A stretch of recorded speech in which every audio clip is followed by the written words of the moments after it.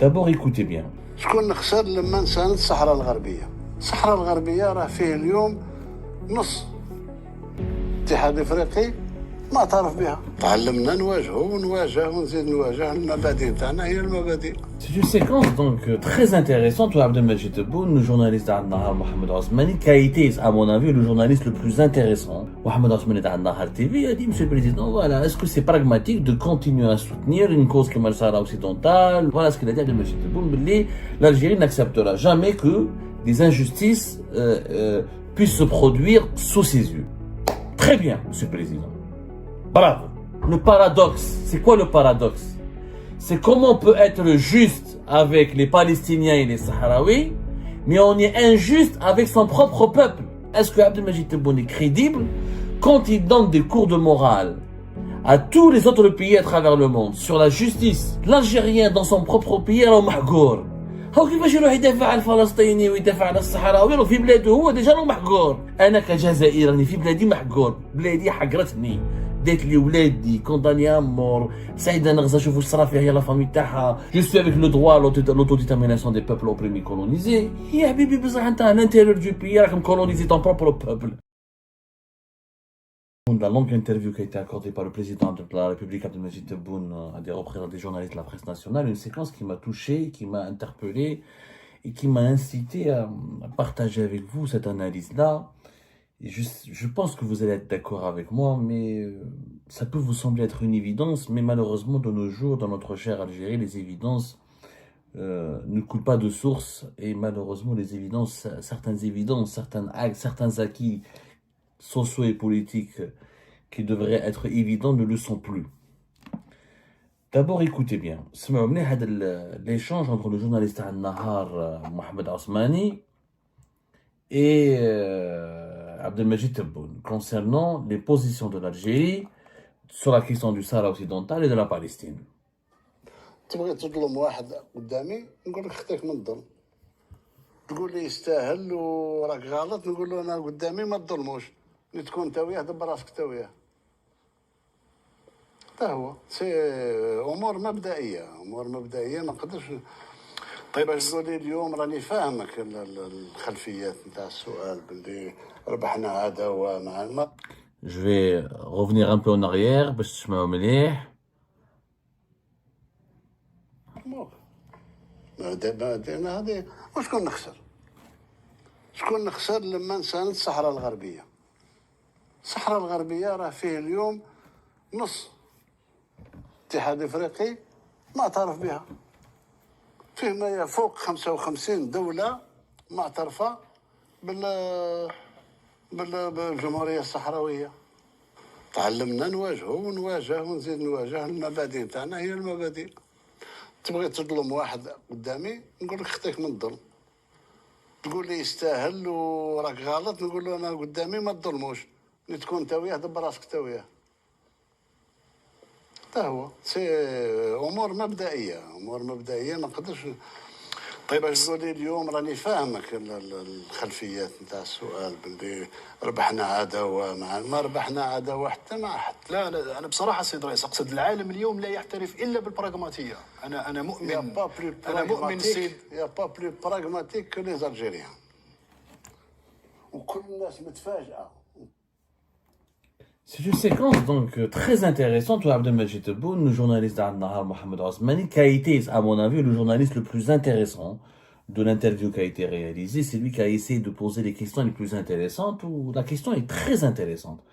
Mohamed Osmani d'Al-Nahar TV a dit, Monsieur le Président, voilà, est-ce que c'est pragmatique de continuer à soutenir une cause comme le Sahara occidental ou risque de provoquer des disputes et des problèmes avec des partenaires importants comme le pays, comme c'était l'Espagne en 2022-2024, comme la France actuellement, comme les Émirats en ce moment depuis 2022 pratiquement. La question est très intéressante, même si elle n'a pas été bien formulée, courageusement formulée. Mais déjà, Mohamed Osmani, je pense qu'il a eu très peur. Chef Abdelmajid Tebboune était ici, a commencé un peu énervé. On m'a dit, il a essayé de se rattraper. On m'a dit, Tebboune, non, je suis pas énervé contre toi. J'adresse un message à celles et ceux qui formulent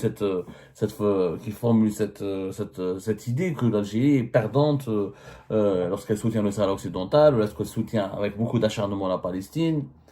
Et bien sûr, Abdelmajid Tebboune nous a fait un grand discours sur la justice. Ce qui est plus intéressant, l'injustice, sur le dhulm. L'Algérie ne supporte pas l'injustice. L'Algérie ne supporte pas l'injustice, elle ne tolère pas l'injustice et elle est guidée par des principes de justice. Et c'est en nom de ces principes de justice qu'elle soutiendra tous les peuples oppressés, tous les peuples opprimés, quitte à se retrouver toute seule à défendre ses principes sur la scène internationale. Voilà ce qu'il a dit Abdelmajid Tebboune. L'Algérie n'acceptera jamais que des injustices puissent se produire sous ses yeux. Très bien, Monsieur le Président. Bravo. Je n'ai rien à dire, j'adhère. La noblesse des positions algériennes sur pas mal de dossiers internationaux, moi, elle me touche et elle fait notre fierté en tant qu'Algérienne et Algérien. Même si je ne suis pas du tout d'accord pour mettre sur le même pied d'égalité la question du Sahara occidental avec la question de la Palestine. Je ne suis pas du tout d'accord. Pour moi, ce sont deux questions totalement différentes. Pour moi, la question du Sahara occidental n'a ni la gravité, ni la complexité, ni la tragédie, ni l'inhumanité de la colonisation ou de la problématique du peuple palestinien privé de son pays, de sa terre. Ça n'a rien à voir.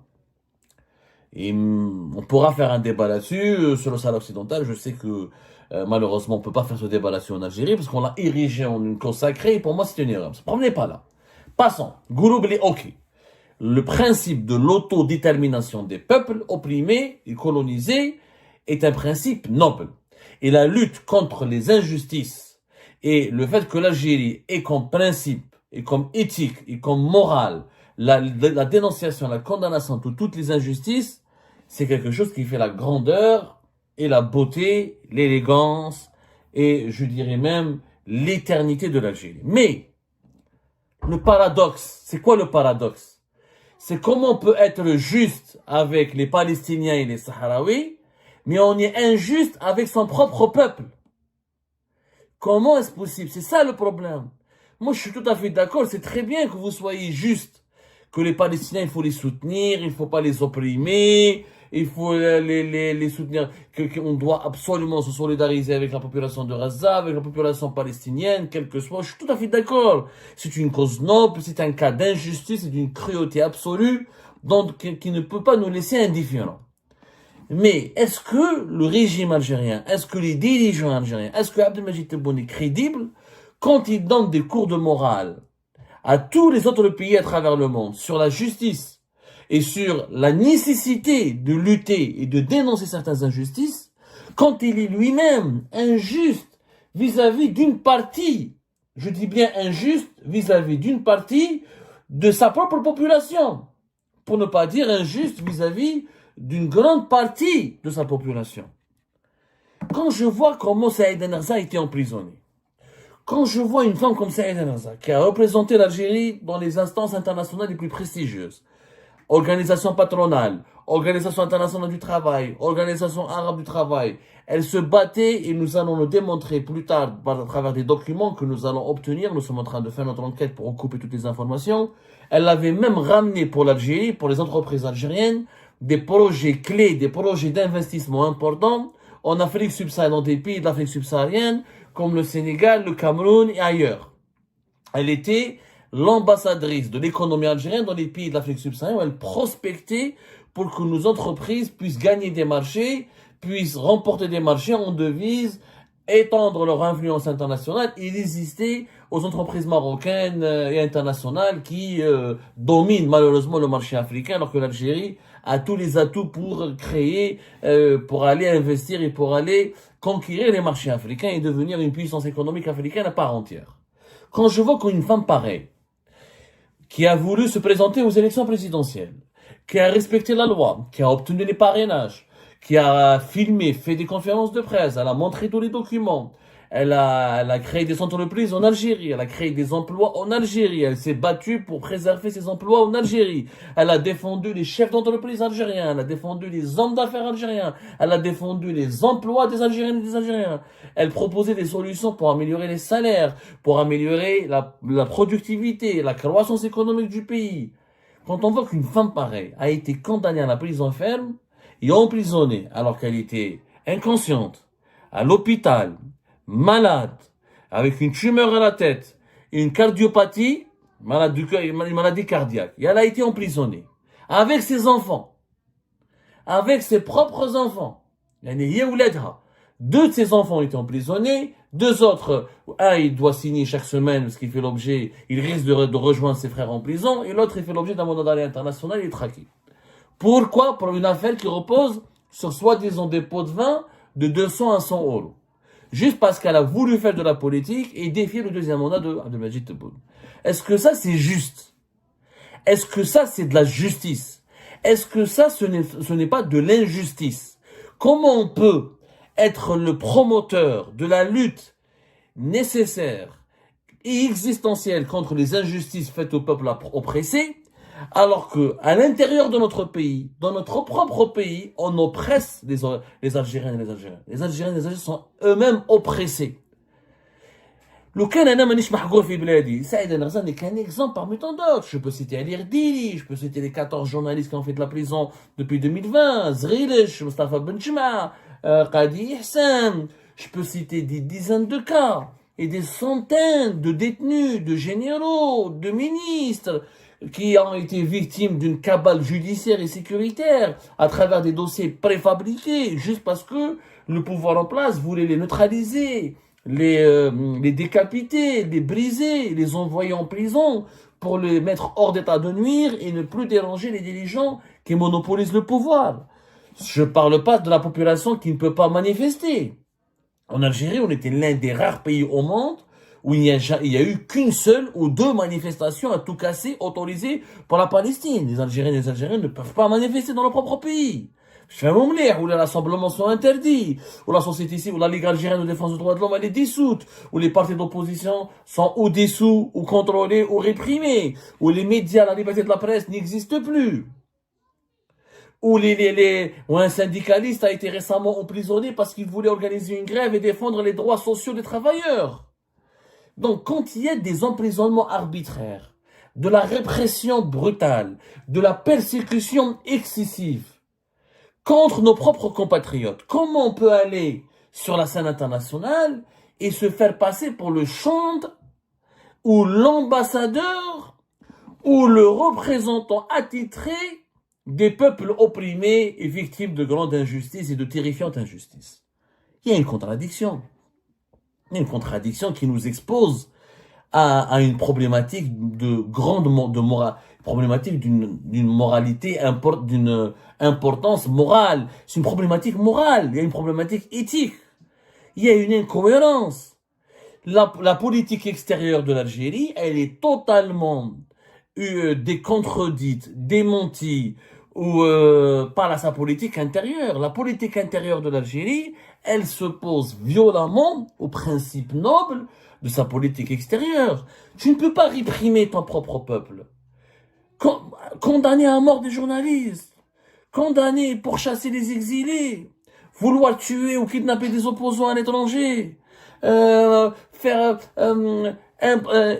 organiser des élections expéditives comme ça sans aucune candidature de poids et de grande ampleur, surgonfler les chiffres et trafiquer les résultats des élections. On ne peut pas après réprimer toutes les voix dissidentes, menacer d'emprisonnement et de prison tous les opposants. L'Algérien dans son propre pays, alors mahgour. هو كيفاش يروح يدافع على الفلسطيني ويدافع على الصحراوي في بلاده هو ديجا راه محقور.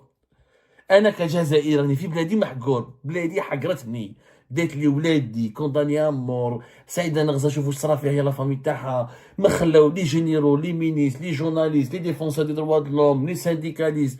La répression n'a épargné personne en Algérie. Je dis bien, elle n'a épargné personne. Elle n'a épargné personne, personne d'autre. ما تلقيت حتى واحد la répression. Femmes et enfants, personnes âgées comme jeunes, acteurs économiques comme acteurs politiques.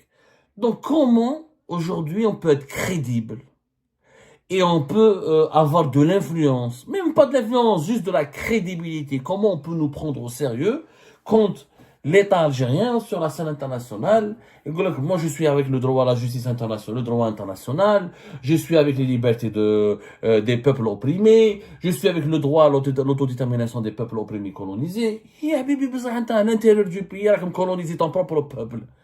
Et le mot peut être très fort et méchant et violent, mais c'est une vérité. Quand on ne peut pas s'exprimer dans les médias, quand on ne peut pas s'exprimer dans les associations, quand on ne peut pas être candidat aux élections présidentielles, quand on est malade, on peut aller en prison, quand on est journaliste, on peut aller en prison, quand on est un ancien dirigeant, on peut aller en prison, quand on est un acteur économique, on peut aller en prison. Et on a condamné en Algérie, des vendeurs de bananes et de tomates ont été condamnés à 15 ans et 20 ans et 30 ans de prison ferme. Des vendeurs de bananes et de tomates. C'est une violence excessive, inouïe. Des agriculteurs, des commerçants qui ont stocké des produits alimentaires, on les a transformés en spéculateurs, en mafieux. Et après, on part aux Nations Unies et on fait des grands discours sur les injustices, les luttes contre les injustices et la nécessité de protéger les peuples persécutés. Ah, protège ton propre peuple d'abord. Appliquons nos principes. Moi, j'aimerais bien que les principes nobles, je le dis bien, et qui font notre fierté, je le dis encore, et j'adhère totalement à la défense des causes des peuples opprimés. Mais il faudrait d'abord qu'on n'opprime pas notre propre peuple. L'Algérie qui opprime son propre peuple n'a aucune légitimité pour aller défendre les autres peuples opprimés. On ne peut pas être juste à l'égard des Palestiniens et des Sahraouis, mais injuste à l'égard de son propre peuple. Qui va tu condamnes à mort tes propres journalistes. Tu forces tes propres opposants à s'exiler. Tu ne supportes pas la contradiction. Tu mets une femme malade qui était sur une civière. Tu la prends depuis l'hôpital où les médecins ont dit qu'elle était gravement malade. Il y a des certificats médicaux qui démontrent qu'elle a une maladie cardiaque, qu'elle a une tumeur à la tête, qu'elle a fait 2 AVC. Et tu l'as mis en prison. Et tu l'emprisonnes. Où elle est en prison, elle ne peut même pas marcher. Elle est sur une chaise roulante.